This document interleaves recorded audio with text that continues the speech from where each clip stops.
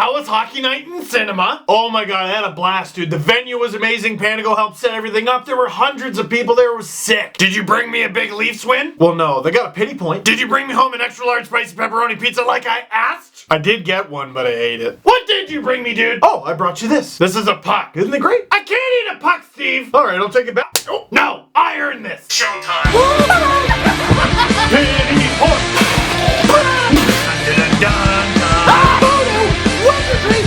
Whoopsie daisy, this team is ruining my life! Leafs! Half win, 3-2 in the crapshoot to the Montreal Canadiens. And as you know, big night, not just because it was the Leafs rivalry night, not just because the Leafs were taking on the Montreal Canadiens at the Air Canada Centre, not just because they were honoring Dirk Broda, Tim Horton, and Dave Keon finally, but because it was hockey night in cinema. Panago Pizza put together a lovely event at Review Cinema for listeners of the podcast. We get together, we watch a game in a theater, and we yell and we scream things at the screen as if it's going to change the outcome of the game. So let's talk about that game before we talk about the event. What was that first period? If I'm Mike Babcock, I almost feel better if the Leafs stunk the entire game. But they were brutal in the first 2 minutes, as usual, and they were brutal the entire first period. It was everything they could do just to get a shot on net. But then in the second, whoa, they turn it on. And in the third, oh, look at them getting in the game. And in overtime, holy smokes, and they almost win it in the shootout. And nuts, they lose. What is Mike Babcock thinking? All right, I'm having a little bit of trouble understanding this. You all know the game starts at 7, yeah? Yes, Mike. Well, how about you explain why the first period was so poor? What are you expecting, Mike? I don't need that tone, Joffrey. Yeah, the coach deserves your respect. Rhymes, I got this.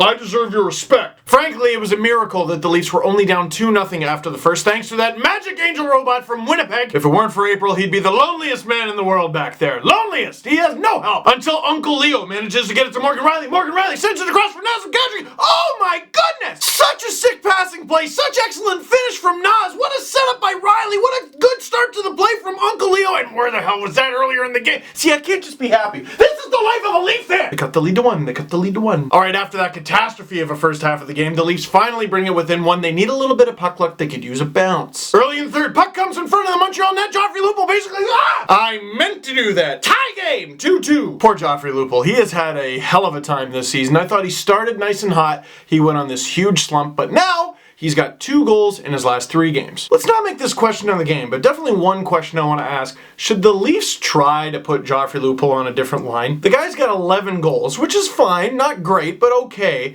and 3 assists. Now, Lupul is a goal scorer, and this certainly wouldn't be the first time that Lupul has ended a season with more goals than assists, but come on! The guy's making $5.25 million against the cap, and I look at his numbers and I go, that looks a lot like what Richard Panik had last year. And I wonder, maybe I'm wrong, take Grabner off the top line with Kadri and Komarov and put Lupul there. Problem there is Grabner has definitely earned this opportunity, but, I mean, come on, you're having trouble scoring. Try something. Anyway, Brendan Gallagher scores. Oh, no, he didn't! Now, I know the Leafs eventually went on to lose the game in the shootout, but how do we know that's not just to throw us all off the scent? What I'm basically getting at is, can we prove James Reimer is not a Jedi? Because on the Gallagher almost goal, the puck hits the post, trickling across the red line, and Reimer's just like, and it stays out, and he knew, like, not to touch it. Ooh, so close. But even more convincing was when the puck trickled on the line for Reimer in the shootout. Because the puck!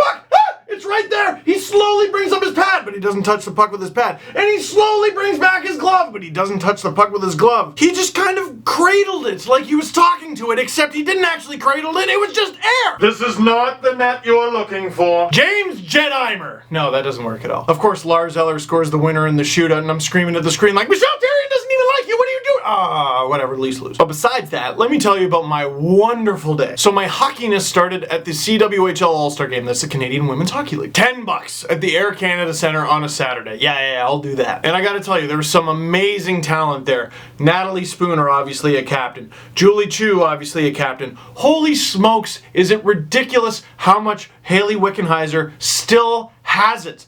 But the player who stood above everybody else, and she does it time and time again, and it's so ridiculous, Marie-Philippe Poulin. She is every Canadian stereotype too, because she's so wicked in there with the nasty hands and scores a goal and wins the game, gold medals and everything, and she's just, yeah, you know, it was fun to win, but you know, the main thing is we have fun. I can't tell if she should feel bad for making me feel bad because she beat me, or if I should feel bad because I made her feel bad by not trying hard enough and letting her beat me. MPP, the friendliest puck assassin you know. And you gotta appreciate what the CWHL is doing, what all the players are trying to do, what everyone behind the scenes are trying to do, but holy smokes, the people who cover it too. Because there were a ton of people coming from out of town to cover the CWHL All-Star Game in Toronto, and then the next day they're in Buffalo for the NWHL All-Star Game. We spoke to a couple people from Arizona. They went from Arizona to Buffalo, paid their way to get to Toronto, and then paid their way to get back to Buffalo the next day. I often get asked for career advice. You know, I want to get into media. What sort of stuff should I do?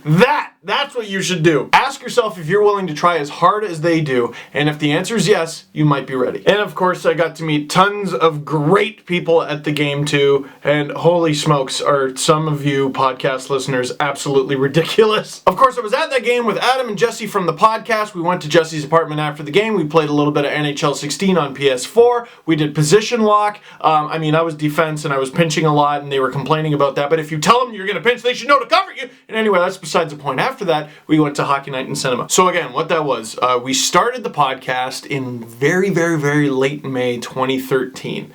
We were like, hey, this might be fun. And it's grown and grown and grown, and a big reason for that are lovely friends with Panago Pizza. Almost dropped the puck. Butterfingers. So they come up with this great idea. All right, how about we get a bunch of the podcast listeners into a theater to watch the Leafs play the Habs? Oh my goodness, won't that be so great? And I'm like, yeah, that does sound like a great idea. How many seats do we have to fill? And they say, you know, a little over 200. And we all go, oh, yeah, all right, sounds good. Thinking there's no way we can fill a theater that big. We have a lot of listeners, but they're from all over the place, all over the world. Like, forget the outer regions of Ontario, other Canadian provinces, the United States, Europe. There's no way we can get 200 people in the same place. We had people coming in from Hamilton, and some of the people covering the CWHL action coming in from Connecticut and California. There was one guy who took the bus from Guelph and walked to Roncesvalles from Union Station. Someone else, another couple, they drove from Ottawa. And of course, the theater was packed to the brim. We got to meet so many listeners of the podcast, so many people who, you know, listen to it on their commute, and